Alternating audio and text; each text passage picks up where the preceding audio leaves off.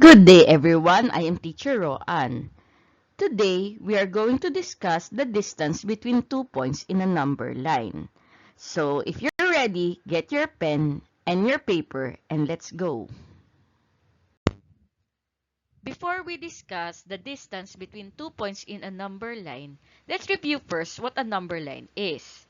So a number line is a graphical representation of a straight line, usually graduated like a ruler with a particular origin point representing the number 0, and evenly spaced marks in either direction representing integers, imagined to extend infinitely.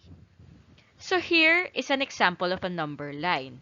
Notice we have arrowheads on either side of the number line to denote that the number line extends infinitely.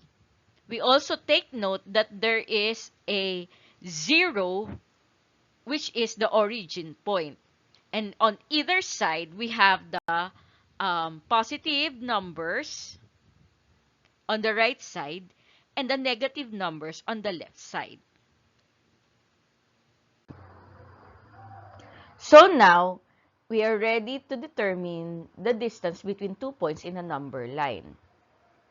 So let's have one example. Find the distance between 3 and -2. So this is the number line.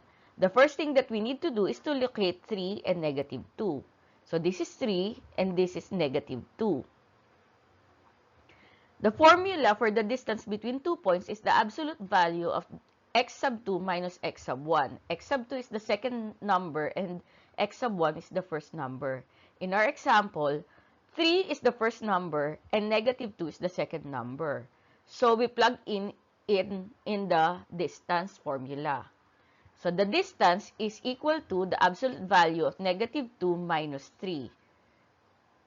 So we copy change.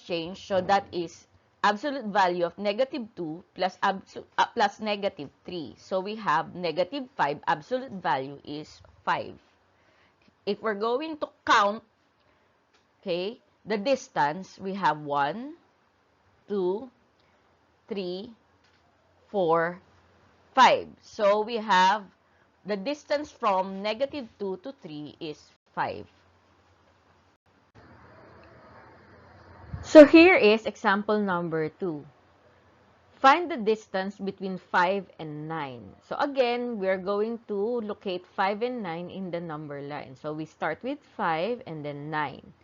Next, we apply the distance formula, which is absolute value of x sub 2 minus x sub 1. Second number minus the first number. And then we substitute. So the second number is 9 and the first number is 5. So we have the distance equals absolute value of 9 minus 5. Or we say absolute value of 9 plus -5. So the answer is absolute value of 4.